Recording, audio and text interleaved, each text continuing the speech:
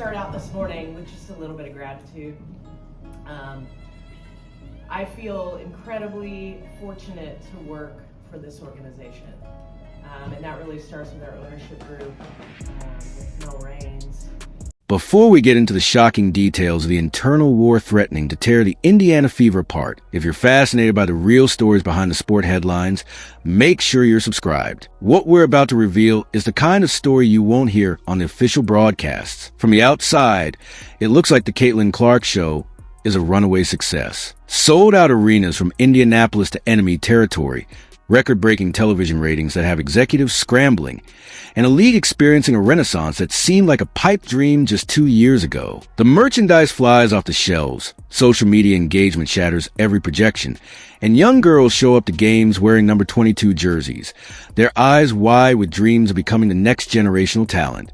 But behind that glittering curtain, behind the carefully crafted press releases and the polished media appearances, a dangerous storm is brewing, a conflict so intense between the Fever's firebrand general manager and the team's nervous front office that it threatens to derail everything this organization has built. And what's at the heart of this explosion might just shock you. It's a battle that's about to change everything for their rookie superstar. The moment Caitlin Clark's name was called at the WNBA draft, the weight placed on her shoulders was unlike anything the league had ever witnessed. This wasn't a typical rookie experience with a gradual adjustment period or the grace to make mistakes. Clark was anointed as a savior before she ever set foot on a professional court. The Indiana Fever had been languishing in mediocrity for years, a franchise that seemed perpetually stuck in a rebuild, struggling to find an identity and watching helplessly as other franchises built champions. Their arena often felt quiet, and national spotlight rarely lingered on Indianapolis for positive reasons. Then came Clark, the sharpshooter from Iowa, who could pull up from the logo and make passes that defied physics. Her college highlights were not just plays, they were cultural moments, shared millions of times and drawing viewers who had never watched a women's game before. She was box office gold, and everyone knew it. But the expectations went far beyond Indianapolis. The entire WNBA needed her. Television executives needed her to justify their investments. Sponsors needed her to validate their partnerships. And the league office needed her to be the face that finally broke through to mainstream America in a sustained way. She was expected to elevate a struggling franchise while simultaneously carrying an entire league. Every game became a must-win, not just on the scoreboard, but in the battle for ratings, for relevance, for legitimacy. This created a suffocating environment where a single loss was overanalyzed as a failure to meet impossible standards. The business of basketball suddenly rested on the performance of a 22-year-old rookie. That kind of immense pressure doesn't just stay on the court. It seeps into every corner of an organization, from the travel schedule to the media access, to the very conversations in the front office. It poisons relationships, creates unrealistic demands, and fosters an environment where the smallest disagreements can fracture into major, irreparable cracks. The foundation was under stress from day one, and it was only a matter of time before the first fissures became visible to those paying close attention. Those cracks first became visible through the person tasked with building a team around this generational talent, General Manager Lynn Dunn. A veteran of women's basketball with decades of experience, Dunn understood something the business-minded executives upstairs didn't fully grasp. Talent alone wouldn't be enough. She had seen brilliant players before whose careers were shortened or derailed by the physical toll of the game, by organizations that failed to protect their investments, by a culture that prioritized short-term gains over long-term health. She knew that history was littered with phenoms who never reached their potential because the ecosystem around them was toxic or neglectful. As the season progressed, Dunn watched with growing alarm as Caitlin Clark took hit after hit. It wasn't just the normal physicality of professional basketball. It was something more targeted. She saw her star player getting knocked to the floor by cheap shots that went uncalled, late pushes on drives of basket, and hard wraps across the arms that seemed designed more to send a message than to stop a play. She witnessed overly aggressive plays that crossed a line from hard-nosed basketball into something darker, something designed to intimidate and hurt, to make Clark think twice the next time she attacked the rim. The tipping point came during a brutal stretch of games where Clark was targeted with a frequency and ferocity that couldn't be coincidence. Opponents were testing her, but they were also testing the Fever's resolve. That's when Lynn Dunn went public. In post-game interviews and on social media, she openly questioned the officiating and called out the brutal physicality aimed at her star. She demanded the league office take action to protect not just Clark, but the integrity of the game itself. Her message was clear: enough is enough. But while fans saw a GM courageously protecting her most valuable asset, insiders suggest this was the first visible sign of a major split within the organization. Dunn wanted a public fight to force the league's hand, and just as importantly, to show Clark that her leadership had her back. The front office, however, was reportedly nervous, deeply nervous about the combative image this was creating. They feared being labeled as whiners, as a team that couldn't handle the heat, and they worried about alienating the very league office they depended on. And this is where a rival player from 1,000 miles away became an unexpected and painful symbol for everything Indiana lacked. Enter Sophie Cunningham, the tough-as-nails guard for the Phoenix Mercury. Standing at 6-1 with a game built on physicality and an absolute refusal to be intimidated, Cunningham has never been one to back down from a challenge, whether it's a loose ball or a confrontation. She's been vocal about defending the hard fouls as part of basketball's DNA, a necessary component of a competitive league. But more than that, she represents something increasingly rare in the modern, often sanitized version of professional sports: a true enforcer. This isn't about dirty play. It's about a code. When her teammates get hit with a questionable foul, she makes it her business to ensure the opponent doesn't get away with it scot-free. She sets bone-crushing screens on the very player who delivered the cheap shot. She talks trash that gets under their skin, and she willingly draws technical fouls if it means defending her teammates' honor. She's the kind of player who sends a message that resonates through an entire game. If you come after one of ours, you answer to all of us.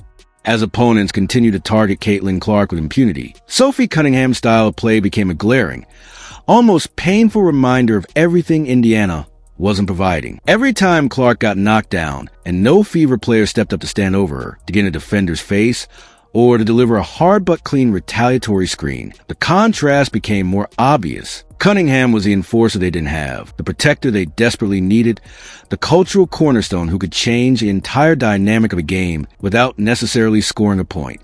But this wasn't just about one player. For Lynn Dunn, Cunningham was a living example, a case study in the kind of backbone and collective mentality the entire Fever organization needed to adopt from the top down. The alleged explosion happened behind closed doors, in a meeting that would define the franchise's future and potentially alter the trajectory of their superstar's career. Multiple sources suggest Lynn Dunn reached her boiling point during a routine strategy session with front office executives, a meeting that was supposed to focus on ticket sales and community outreach. Dunn, however, came prepared for war. She had compiled a devastating portfolio of video evidence, cutting together a reel of the most egregious hits Clark had absorbed. She had injury reports from the training staff detailing the accumulating bruises and strains. She had a detailed analysis, complete with advanced statistics, mapping the physical abuse Caitlin Clark had endured, comparing the number of uncalled fouls against her to other star players in the league. The data was stark and undeniable. According to witnesses, Dunn started calmly, presenting her case with the methodical precision of a prosecutor. But as the executives pushed back, citing PR concerns, sponsor sensitivities, and the importance of maintaining a positive, non-confrontational public image, her frustration mounted. They wanted to handle things quietly through proper channels, to avoid making waves and potentially being fined by the league. That's when Dunn supposedly lost it. She reportedly slammed her fist on the polished conference room table, the impact silencing the room and startling everyone present. In a voice shaking with anger and raw desperation, she demanded to know the real, concrete plan to protect their generational talent. Not the PR plan, not the marketing strategy, but the actual on-court plan to ensure Clark's safety and longevity. It was in this raw, unscripted moment that Dunn invoked Sophie Cunningham's name. But crucially, she wasn't suggesting a trade. Instead, she was using Cunningham as a blueprint for the mentality, the fearlessness, and the unwavering loyalty the entire organization needed to adopt immediately. "Why can't we be like that?" she allegedly demanded, pointing to a frozen video frame of Cunningham staring down an opponent. "Why can't we show that kind of backbone? That kind of unity? Why are we letting our franchise player get brutalized while we sit in here and smile for the cameras and worry about our brand?" The meeting ended badly, with neither side backing down and a thick, hostile silence hanging in the air. The philosophical divide was now out in the open, a chasm that seemed too wide to bridge. At the heart of this civil war lies a fundamental disagreement over what Caitlin Clark actually represents to the organization. The front office, staffed by executives from marketing and business backgrounds, sees Clark through a very specific, commercially driven lens. She is a dazzling scorer who sells out tickets and moves jerseys at a historic pace. She's a social media sensation whose highlight reels go viral within minutes. The clean, marketable, aspirational face for a league desperately trying to reach new audiences and secure larger broadcasting deals. In this vision, Clark's success is measured in tangible metrics like television ratings, merchandise sales, and mainstream media coverage. Their job is to manage and protect this incredibly valuable brand asset, to ensure her appeal remains broad and uncontroversial. They worry, with good reason, that a confrontational, aggressive approach would alienate family-friendly sponsors, create negative headlines that shift the narrative from her brilliance to teen drama, and paint the Fever as a problematic franchise. Lynn Dunn, the seasoned basketball mind who has spent her life in gyms and film rooms, sees something entirely different. She sees a player whose immense talent is being wasted and whose career could be shortened because the organization isn't doing its most fundamental job, providing a safe and supportive competitive environment. She believes Clark needs to evolve into a hardened leader who commands respect not just through skill, but through demonstrated toughness and resilience. More importantly, the team around her needs to transform into a unit that would go to war for her, that operates with a pack mentality. They need players who will set punishing screens on Clark's defenders, who will make opponents pay a physical price for cheap shots, and who will establish a culture where protecting your star isn't seen as optional, but as a sacred duty. Dunn looks at championship teams throughout basketball history and sees one common thread. They protect their own. The current strategy in her eyes is leaving Clark completely exposed and vulnerable. They're treating her like a prized racehorse, valuable and pampered but isolated in her stall, when what she actually needs is to be part of a pack of wolves, a unified team where strength and survival are collective responsibilities. To be fair to the front office, they're not blind to the issue. They see the same brutal hits and the same uncalled fouls that make Lynn Dunn's blood boil. From their plush offices, they watch the high-definition replays of their star investment getting hammered to the floor, and they wince just like everyone else. But to understand their hesitation, you have to recognize that they're operating under a completely different set of pressures, where the game on the court is just one piece of a much larger, more complex puzzle. They are tasked with managing the biggest individual brand in women's basketball, a cultural phenomenon that transcends the sport itself. The comparisons aren't just to other WNBA greats. She's being spoken of in the same breath as global icons like Stephen Curry or a young Michael Jordan. Figures who didn't just play a game, but fundamentally shifted the culture around it. Managing an asset of that magnitude requires the careful, calculated navigation of a Fortune 500 CEO. Every decision is weighed against its potential impact on the brand's valuation. A general manager publicly demanding a more violent, retaliatory on-court presence isn't just a strong opinion. In their world, it's a 5-alarm PR nightmare. Their minds immediately race through a worst-case scenario playlist. What if Clark, in trying to stand up for herself, gets tangled up in a fight and suffers a season-ending injury? What if a player they acquire as an enforcer crosses the line and delivers a dirty hit that ends another player's career, launching a massive scandal and lawsuits? But perhaps their most pressing fear lives in the boardrooms of the major corporations that have bet millions on Caitlin Clark's wholesome Midwestern girl-next-door image. These sponsors, from global sneaker brands to national insurance companies, have invested in a specific narrative of inspiration and excellence. The moment that narrative is overshadowed by brawls, fines, and a reputation for thuggish play is the moment those sponsors start getting nervous. And in the business of sports, when the sponsors get nervous, the money disappears, and an entire financial ecosystem that supports the team and the league's growth begins to crumble. They are fundamentally thinking about sustainability. The current wave of attention Clark brings is unprecedented, a tidal wave of positive press and fan engagement. But history has shown that these waves can be fragile. Public perception is a fickle thing, capable of turning on a dime. One ugly incident, one viral video of a Fever player throwing a punch, one narrative shift from the rise of Caitlin Clark to the dirty Indiana Fever, and the momentum that took years to build could evaporate almost overnight. They've seen it happen in other leagues where a single scandal can define a franchise for a generation. Their vision for a dynasty is built on a foundation of what they see as modern, intelligent team building. They believe you can win championships the clean way, through superior skill development, data analytics-driven roster construction, and flawless marketing that expands the fan base. They want to be the Golden State Warriors, a team celebrated for its beautiful, revolutionary style of play. Lynn Dunn's demand for enforcers and a culture of retaliation feels to them like a dangerous step backwards, a regression to the bad boy Pistons era of basketball, an era they feel will be commercially disastrous in today's hypersensitive media landscape. This is at its core a profound generational and philosophical divide. Many front office executives cut their teeth in an era where athlete brand building, social media strategy, and global marketing deals became as important as the final score. They speak the language of engagement metrics and brand equity. Lynn Dunn, however, comes from a generation where the game was played in the mud, where protecting your star wasn't a controversial topic for debate, but an essential, non-negotiable tenet of team culture. She sees their modern approach as prioritizing appearance over substance, mistaking popularity for genuine respect earned through battle. The terrifying unspoken truth that keeps both sides up at night is that neither is entirely wrong. Dunn's concerns for Clark's safety and team culture are valid. The front office's fears for the brand's longevity and financial health are equally valid. This isn't a simple battle of good versus evil. It's a tragic collision of two legitimate visions for success, and that is what makes this internal conflict so volatile and dangerous for everyone involved. Now, as the season grinds on into its most critical stretch, the Indiana Fever are fighting a war on two fronts, a classic strategic disaster that has crippled empires and now threatens to derail a basketball revolution.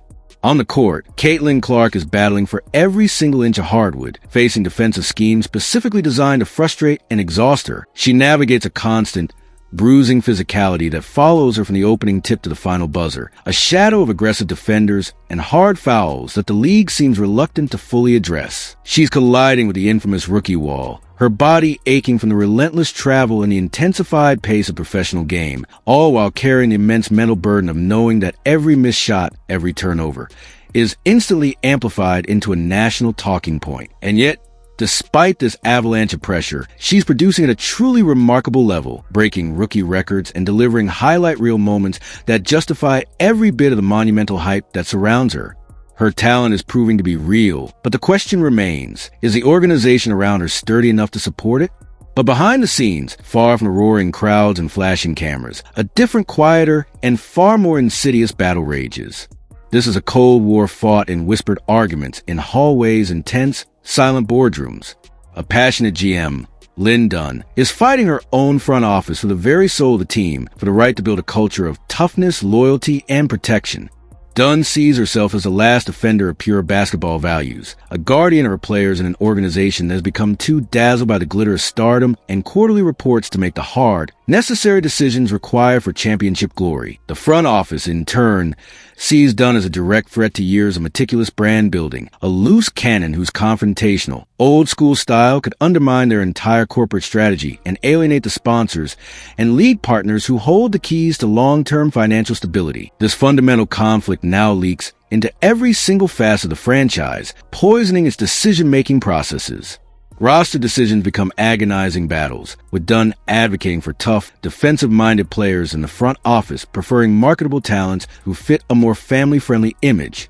The media strategy is fractured, with Dunn's camp wanting to maintain public pressure on the league, while the executives push for polished, non-confrontational statements. Even on game days, the coaching staff feels the ripple effects, receiving mixed messages about how to handle Clark's treatment. Should they instruct her to retaliate and stand her ground, or to turn the other cheek and avoid the bad press? The entire organization is speaking with two conflicting voices, caught between two entirely different visions for the future.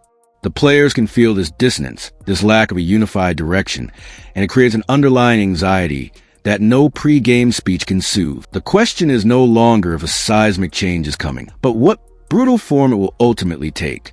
Will a frustrated Lynn Dunn ultimately walk away from a front office she sees as cowardly? Or will the executives, fearing her as a liability, make the cold-blooded decision to remove her, the very person who fought most fiercely for their star? And what will be left of the team and of their generational superstar when the dust finally settles? Will Caitlin Clark be a hardened veteran, leading a resilient, protective unit? Or will she be a marketable icon trapped on a team that never quite figured out how to win? The incredible success of the Caitlin Clark era, with its sold-out arenas and record ratings, was supposed to be a sure thing, a guaranteed renaissance for basketball in Indiana.